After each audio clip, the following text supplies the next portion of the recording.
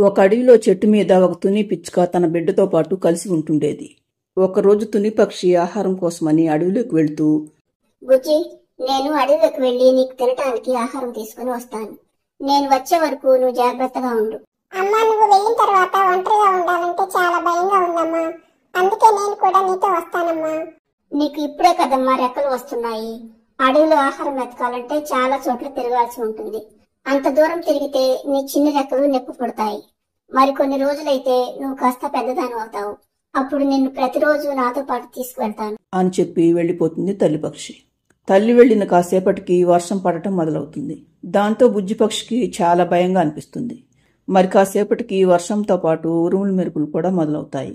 దాంతో బుజ్జిపక్షి ఏడవటం మొదలు పెడుతుంది. అప్పుడే అటుగా ఒక చిలుక వెళ్తూ ఉంటుంది. చిన్న పక్షి ఏడుపు విన్న చిలుక దాని దగ్గరకు వచ్చి, ఏంటమ్మా, ఎందుకలా ఏడుస్తున్నావు? మా అమ్మ నాకు ఆహారం తీసుకురావటానికి అడవిలోకి వెళ్ళిందమ్మా. నాకేమో ఈ ఉరుములు మెరుపులు చూస్తుంటే చాలా భయంగా ఉంది. అందుకే ఏడుస్తున్నాను. ఏమి కాదమ్మా, మీ అమ్మ వస్తుందిలే. నువ్వు భయపడకుండా ధైర్యంగా ఉండు. మా అమ్మ వచ్చే వరకు నువ్వు నా దగ్గరే ఉండమ్మా. లేకపోతే నేనే మా అమ్మను వెతుక్కుంటూ వెళ్తాను. అయ్యో, ఇంత వర్షంలో నువ్వు ఎలా వెళ్తావమ్మా? అసలు ఎక్కడికని వెళ్తావు చెప్పు. అమ్మ అని పిలిచావు. నిన్ను వదిలి వెళ్లాలని నాకు లేదు. కానీ నా పిల్లలు కూడా చాలా చిన్నవాళ్ళు. వాళ్ళు కూడా నేను ఇంటి దగ్గర లేనని భయపడుతూ ఉంటారు. నేను వెళ్ళక తప్పదమ్మా. అమ్మా, నాకు చాలా భయంగా ఉందమ్మా. నన్ను కూడా నీతో తీసుకువెళ్ళు. మా అమ్మ వచ్చిన తర్వాత మళ్ళీ ఇక్కడికి తీసుకొద్దు అని. సరే తల్లి, అలాగే తీసుకువెళ్తాలే అని బుజ్జిని తన పైన ఎక్కించుకుని వెళ్తుంది చిలుక. చిలుక వెళ్లిన కాసేపటికి గాలి కూడా వీచటంతో తుని పక్షి గూడు చెట్టు మీద నుండి ఎగిరి నేల మీద పడుతుంది. మరి కాసేపటికి తుని పక్షి వర్షంలో తన బిడ్డ ఎలా ఉందోనని కంగారు పడుతూ వస్తుంది. చెట్టు మీదకి వచ్చిన తునికి అక్కడ తన గూటితో పాటు బిడ్డ కూడా కనిపించకపోవడంతో అవాక్కైపోతుంది. అప్పుడు దానికి తన గూడు చెట్టు కింద పడి ఉండటం కనిపిస్తుంది. అయ్యో, గూడు నేల మీద పడింది. నా బిడ్డ ఏమైపోయిందో ఏంటో అని బోరున ఏడుస్తూ, అంత వర్షంలో ఎగరటం కష్టంగా ఉన్నా సరే చాలాసేపు అడవిలో వెతుకుతుంది. కాని దానికి బుజ్జి ఎక్కడా కనిపించదు.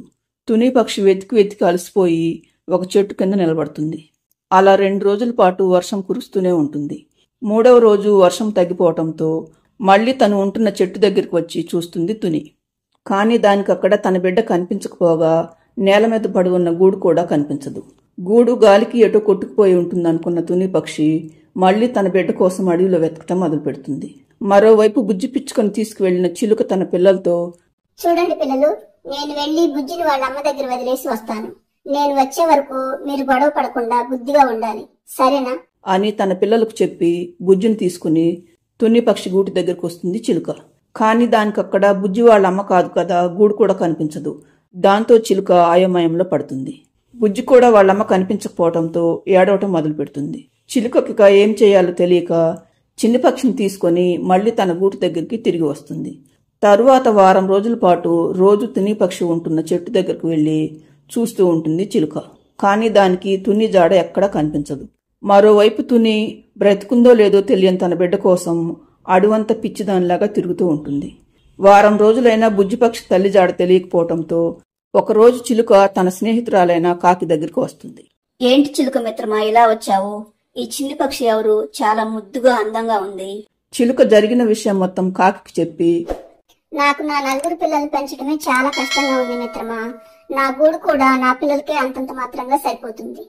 నువ్వు పిల్లలు లేరని ఎప్పుడు బాధపడుతూ ఉంటావు కదా, మరి ఈ చిన్ని పక్షికి నువ్వెందుకు తల్లి కాకూడదు? అంతకంటే నా చిలుక మిత్రమా, తప్పకుండా ఈ చిన్ని పక్షికి తల్లినవుతాను అంటుంది కాకి. తరువాత చిలుక బుజ్జికి పరిస్థితి మొత్తం అర్థమయ్యేలాగా 4 మాటలు చెప్పి వెళ్లిపోతుంది. బుజ్జి పక్షికి తన తల్లి గుర్తుకు వస్తున్నా కాని చేసేదేమీ లేక మౌనంగా ఉండిపోతుంది. తరువాత కాకి బుజ్జిని కొంతకాలం ప్రేమగానే చూసుకుంటుంది. ఒకరోజు కాకి ఒక గుడ్డు పెడుతుంది.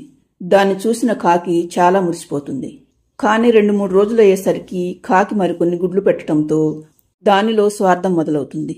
ఒకరోజు కాకి, ఈ బుజ్జి పక్షి చాలా అందంగా ఉంది. రేపు నా పిల్లలు పుట్టాక దీని ముందు నా పిల్లలు నల్లగా వికారంగా కనిపిస్తారు. దీని పక్కనుంటే నా పిల్లలు ఈ బుజ్జితో తమను పోల్చుకుని బాధపడతారు. అందుకే నా పిల్లలు బయటకు వచ్చేలోపు ఇది ఇక్కడ ఉండకూడదు. ఈ పిచ్చుక పిల్లను ఆ చిలుకకి అప్పగించి రావాలి అనుకున్న కాకి బుజ్జి పిచ్చుకను తీసుకుని చిలుక గూటి దగ్గరికి వస్తుంది. కాని వాళ్ళు వచ్చేసరికి అక్కడెవరూ ఉండరు. ఆ చిలుక ఆహారం కోసమని తన పిల్లలు తీసుకుని అడవిలోకి వెళ్ళినట్టుంది.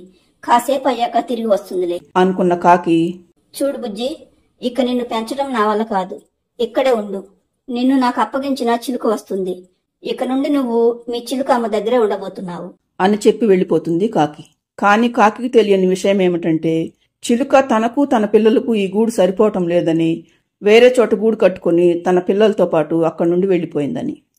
కాకి అలా వెళ్ళిపోవటంతో బుజ్జి పిచ్చుక ఎవరు లేని ఒంటరిదైపోతుంది. చిలుక వస్తుందేమోనని ఆ రోజంతా ఎదురు చూస్తుంది బుజ్జి. కాని చిలుక రాదు. మరోవైపు ఆ చిన్ని పక్షికి ఆకలి బాధ మొదలవుతుంది. మరుసటి రోజు ఇక తనకెవరూ లేరని తనే ఆహారం సంపాదించుకుని తినక తప్పదనుకున్న బుజ్జి ఆహారం కోసం అడవిలో ఒంటరిగా వెతుకుతూ ఉంటుంది. అప్పుడే దానికి తన తల్లి పిచ్చుక ఎదురుపడుతుంది. తన బిడ్డను చూడగానే తల్లి పిచ్చుకకు పోయిన ప్రాణం తిరిగి వచ్చినట్లు అనిపిస్తుంది. తల్లిని చూడగానే బుజ్జి పిచ్చుకకు చెప్పలేనంత ఏడుపు వస్తుంది. నా బంగారు తల్లి, ఇన్ని రోజులు ఈ అమ్మను వదిలి ఎక్కడికి వెళ్ళావమ్మా? నీకోసం ఈ అమ్మ ఎంతగా ఏడ్చిందో తెలుసా? బుజ్జి పిచ్చుక జరిగిన విషయం మొత్తం చెప్పి, అమ్మా నువ్విక నన్ను వదిలి ఎక్కడికి వెళ్ళకమ్మా. నా చిట్టి తల్లి, నిన్ను వదిలి నేనెక్కడికి వెళ్తానమ్మా? ఇక మనిద్దరిని ఎవరూ వేరు చేయలేరు అని తన బిడ్డను పైనెక్కించుకుని తను ఉండే చోటుకు వెళ్తుంది తల్లి పక్షి.